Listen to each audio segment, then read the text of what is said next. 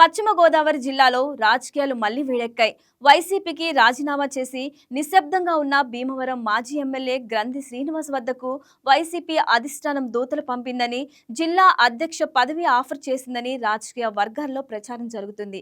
అయితే ఆఫర్కు గ్రంథి ఖచ్చితంగా నో చెప్పినట్లు సమాచారం వస్తుంది. ఈ పరిణామం వెనుక అసలు కారణమేంటనే సస్పెన్స్ ఇప్పుడు జిల్లా రాజకీయాల్లో కొత్త చర్చకు దారితీస్తుంది.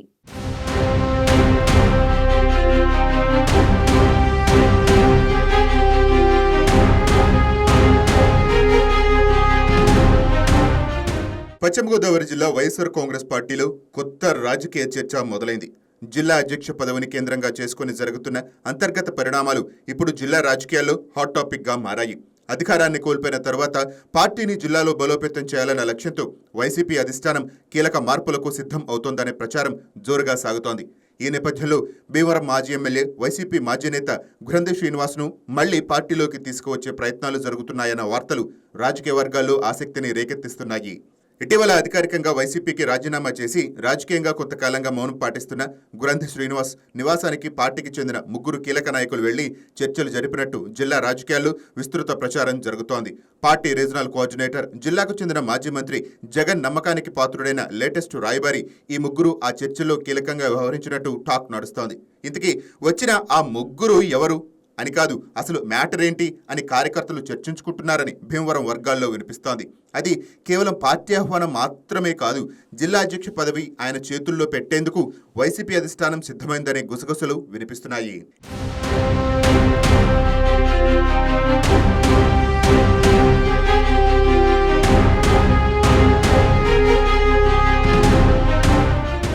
ఏపీలో కూటమి ప్రభుత్వం 2 ఏళ్ల పాలనా వేడుకలు జరుపుకుంటున్న నేపథ్యంలో తీవ్రమైన వ్యతిరేకత వ్యక్తం చేసేందుకు వైసీపీ అధిష్టానం జిల్లా స్థాయి నేతలను సిద్ధం చేస్తోంది. అయితే పశ్చిమ గోదావరి జిల్లాలో ఆ స్థాయిలో పార్టీ స్వరం వినిపించడం లేదని అధిష్టానంలో అసంతృప్తి నెలకొని ఉంది.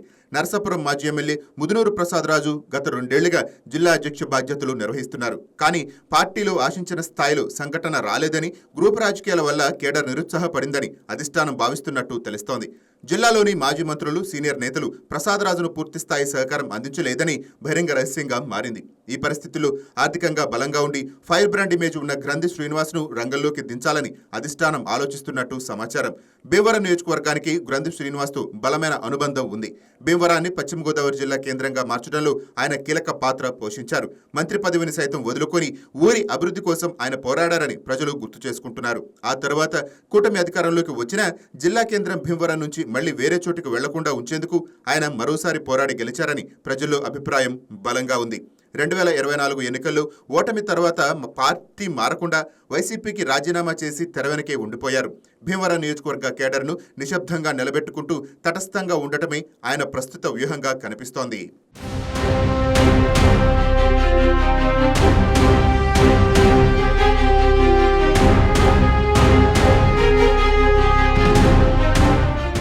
వైసీపీ ఆఫర్ తిరస్కరించడం వెనుక గ్రంథి జనసేన వైపు చూస్తున్నారనే ప్రచారం జిల్లా రాజకీయాల్లో ఆసక్తికర చర్చగా మారింది. 2019 ఎన్నికల్లో భీమవరం నుంచి జనసేన అధినేత పవన్ కళ్యాణ్ పైనే గ్రంథి విజయం సాధించారు. ఆ పోటీల్లో వ్యక్తిగత విమర్శలు, హోరాహోరీ పోరు జరిగింది. అప్పుడు చేదు అనుభవాలను జనసైనికులు ఇంకా మర్చిపోలేదు. తమ అధినేతనే ఓడించిన వ్యక్తిని జనసేన పార్టీలోకి ఎలా ఆహ్వానిస్తారు?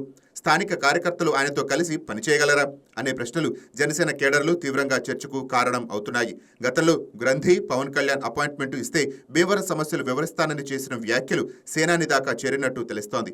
కానీ కూటమి సమన్వయానికి ఇబ్బంది కలగకూడదనే ఉద్దేశంతో జనసేన అధిష్టానం ఇంకొంతకాలం ఆగాలని స్థానిక నేతలకు సలహా ఇచ్చినట్టు సమాచారం. జిల్లా రాజకీయాల్లో మరింత ఆసక్తి రేపుతున్న అంశం మరొకటి ఉంది. భీమవరానికి చెందిన కేంద్ర మంత్రి భూపతిరాజు శ్రీనివాస్ వర్మ గ్రంథి శ్రీనివాస్ నివాసానికి వ్యక్తిగతంగా వెళ్లారు. కుటుంబ సభ్యులను పరామర్శించేందుకు వెళ్లిన ఆ సందర్భంలో ఇద్దరు నేతల మధ్య రాజకీయ వ్యవహారాలపై సుదీర్ఘ చర్చలు జరిగాయని చెప్పుకుంటున్నారు. కేంద్ర మంత్రి వర్మ ఆ చర్చల్లో ఢిల్లీ స్థాయిలో ఏదైనా గట్టి రాజకీయ హామీ ఇచ్చారా? ఆ భరోసాతోనే వైసీపీ పెద్ద ఆఫర్ను కూడా గ్రంథి సున్నితంగా తోసిపుచ్చారా అనే సందేహాలు రాజకీయ వర్గాల్లో వ్యక్తం అవుతున్నాయి. ఈ చర్చలే గ్రంథి వెయిట్ అండ్ వాచ్ ధోరణికి, వైసీపీకి నో చెప్పటానికి అసలు కారణమా అని విశ్లేషకులు ప్రశ్నిస్తున్నారు.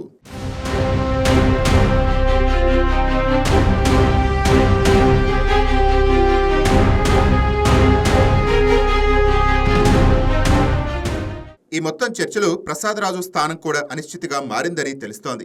జిల్లా కేంద్రం విషయంలో ఆయనపై వచ్చిన విమర్శలు, పార్టీ నేతలతో సమన్వయాలేమి ఇవన్నీ ఆయన అధ్యక్ష పదవికి సవాల్గా మారాయి. గ్రంథి ఆఫర్ తిరస్కరించడంతో ఆ పదవి తక్షణం మారే అవకాశం లేదు గాని అధిష్టానంలో అసంతృప్తి అలాగే కొనసాగుతుందని విశ్లేషకులు అభిప్రాయపడుతున్నారు. రాబోయే ఎన్నికల వరకు ఏ పార్టీలోనూ అధికారికంగా చేరకుండా తటస్థంగా ఉండటమే గ్రంథి శ్రీనివాస్ వ్యూహమని రాజకీయ విశ్లేషకులు చెప్తున్నారు. ప్రజల్లో తనకున్న ఇమేజ్, భీమవరం నియోజకవర్గంపై పట్టు ఇవి తనకు బేరాసారాలాడే శక్తిని ఇస్తున్నాయని ఆయన అర్థం చేసుకున్నారని తెలుస్తోంది. తొందరపడి ఏ పార్టీలోనూ చేరినా ఆ బేరసారాల శక్తి తగ్గిపోతుందని ఆయన స్పష్టంగా అంచనా వేస్తున్నారు. గ్రంథి శ్రీనివాస్ ఏ వైపు వెళ్తారు అనే ప్రశ్నకు ఇంకా స్పష్టమైన సమాధానం లేదు. వైసీపీ ఆఫర్ తిరస్కరించారు. జనసేనలో అడుగుపెట్టే పరిస్థితి ప్రస్తుతం అనుకూలంగా లేవు. కేంద్ర మంత్రితో జరిగిన అంతర్గత చర్చలు వేరే దారి తెరిచాయా అనేది వేచి చూడాల్సిన అంశం.